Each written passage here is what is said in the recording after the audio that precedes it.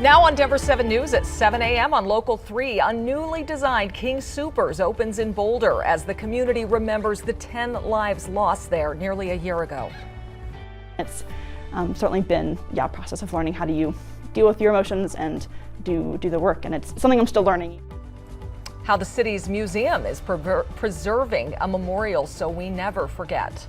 Plus, bidding on the Broncos, the billionaire that could make NFL history. And Team USA finally secures its first gold medal. We're highlighting the big moments that happened overnight. Yeah, some great moments and some tough moments. Yes. We're also trying to rally around Michaela Schifrin this morning. We'll show you those highlights.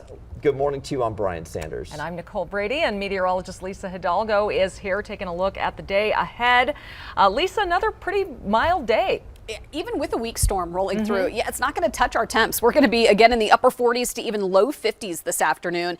The winds picked up yesterday. Today it's not going to be as windy. We're going to see a little light snow up and through the northern and central mountains, but that'll pretty much be it. Down here, a little mix of sun and clouds. Right now we're at 28 degrees. That cloud cover is making for a really pretty sunrise early on. It feels like 17 in Denver, so it's going to be a chilly start. Definitely still jacket weather, but by the time your kids are getting home and off the bus today, we're right around 50 degrees. I saw a lot of kids biking home from school yesterday. Chilly this morning to get to school, but this afternoon really very pretty. Upper 40s to right around 50 for a high. Now there is another cold front later this week. Friday night into Saturday, we could see some light snow in Denver, and I'll show you how that could impact the weekend coming up. And speaking of impacts, we had a couple of them down at the Denver Tech Center, including one on I-25, the northbound side, right after Orchard. That's why you see all the yellow in here. It was red just a minute ago. Take a look. Air Tracker 7 is over in that area right now, and they are looking at that northbound side. Now they're still trying to clear it up. You still see some of the flashing lights over here right before the bridge that would take you over to the light rail station from one side of the highway to the other. So that's why traffic slowed down,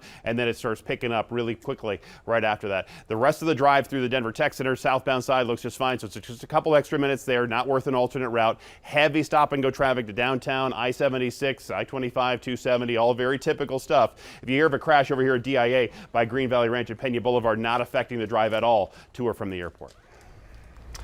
It is an emotional morning in Boulder today with sadness, certainly, and also a show of strength. The King Soopers on Table Mesa Drive is opening its doors for the first time in nearly a year. And before shoppers are welcome inside at 9 a.m., there will be a time to pause and remember the 10 people killed from a mass shooting last March.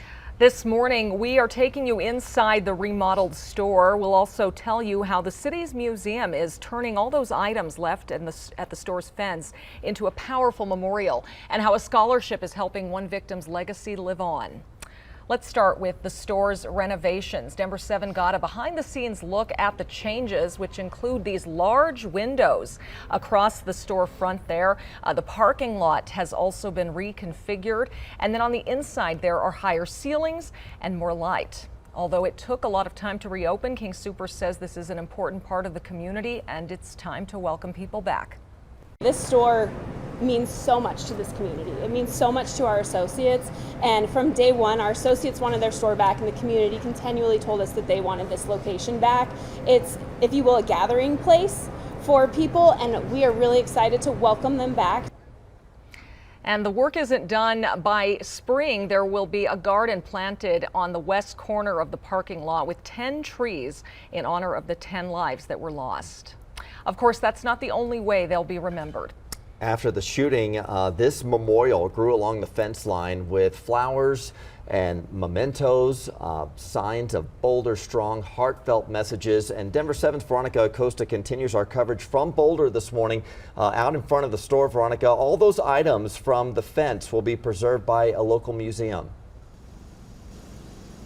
They will be. 11 months ago, this place looked completely different than it does this morning. There was that fence that was surrounding the South Boulder King Soopers. Eventually, that fence was covered in those handwritten notes. They were written by both adults and children for victims and their families. Of course, there were also flowers, teddy bears, unique artwork. We really saw all of it nearly a year ago.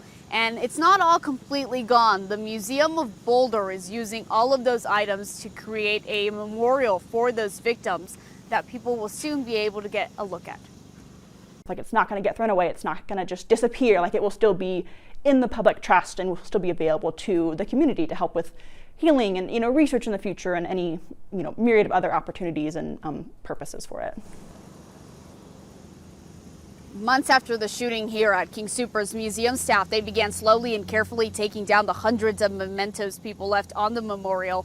Those items, they actually ended up at the George Reynolds Public Library's basement. That's just across the street from where we are this morning. Every single day, museum staff, they would go to that basement and sift through every single one of those items, item by item, making sure that they saw each of them and realized what they were. Some of those will be part of the exhibit. Others went to victims' families. It was very sombering to view. I mean, it just hits you in the face when you go down there and you see the names and the tributes and how much the people meant. And even if they didn't know anybody who was involved in that, everyone in the community was affected, and they wanted to show support and they wanted to pay tribute to the people who were injured and killed. A lot of those items are going to be a part of the Boulder Strong exhibit at the Museum of Boulder. That opens in just 9 days, so on February 18th. And of course, anyone and everyone is welcome to go ahead and take a look at that. We're in Boulder this morning. I'm Veronica Acosta, Denver 7. All right, thank you, Veronica. We see a lot of the preparation underway behind you. We do want to take a moment to pause and remember the 10 people killed in the shooting. Denny Stong, Nevin Stanisic, Ricky Olds, Treylana Bartoviak, Suzanne Fountain, Terry Leiker, Officer Eric Talley, Kevin Mahoney, Lynn Murray, and Jody Waters. We've preserved their stories from family and friends on our website, thedenverchannel.com, and on the Denver 7 Plus app. You can read them at any time.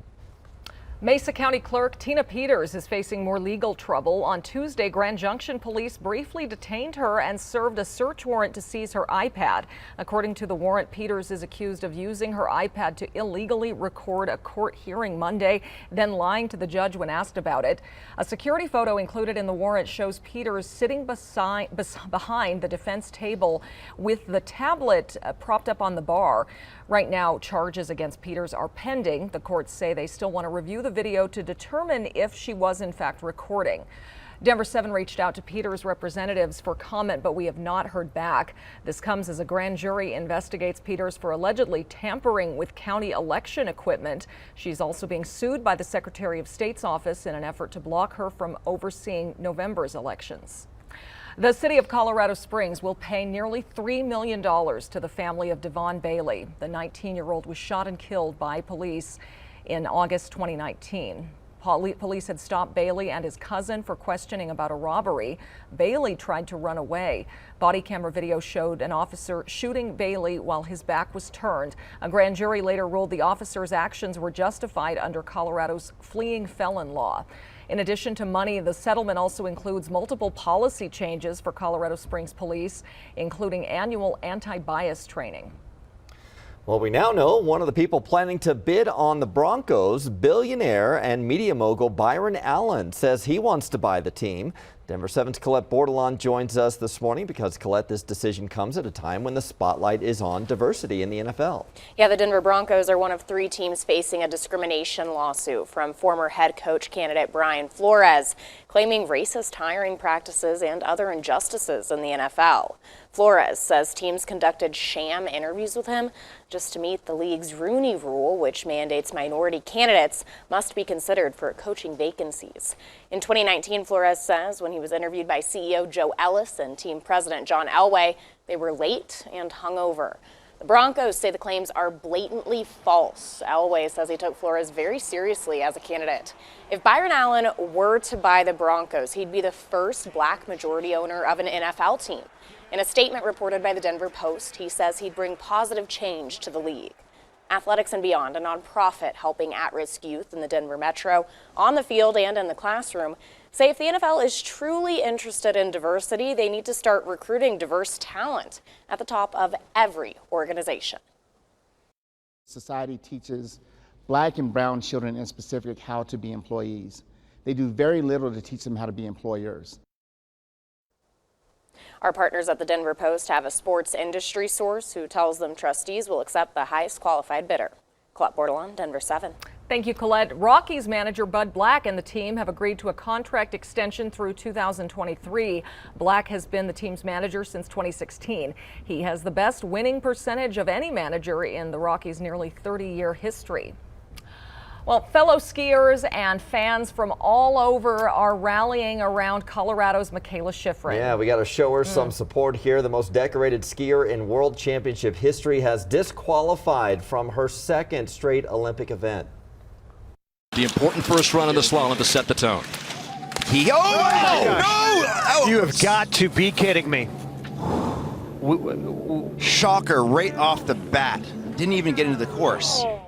It was just 5 seconds in, and you heard the reaction from the announcers, how surprised they were. She missed a gate and skied off course in the slalom event.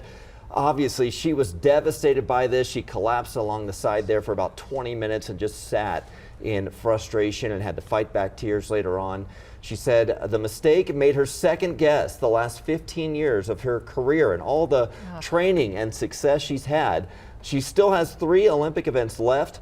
If she is able to win another gold medal, she would have more than any other American alpine skier.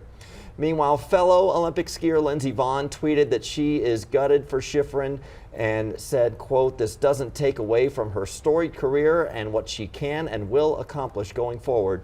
Keep your head held high." It's got to be so tough mentally for her right now. Snowboarder Shaun White had a rocky start competing in his 5th and final Olympics. He fell during his first qualifying run for the halfpipe competition, but he was able to nail his second run and is advancing to the finals. Chloe Kim qualified for tomorrow's halfpipe finals. She's the only athlete representing the U.S. She was the youngest female Olympic snowboarding champion in 2018 at just 18 years old. If she wins again, she'll be the first woman to win 2 gold medals in the event. Also overnight, Team USA won its first gold of the games, courtesy of snowboarder Lindsay Jacobellis. She took first in the snowboard cross, which brings the U.S. total medal count to 7 now. Spreading some extra love this Valentine's Day, the free way you can show friends and family you care. Also, a mental health warning from the U.S. Surgeon General, why prevention is crucial now more than ever.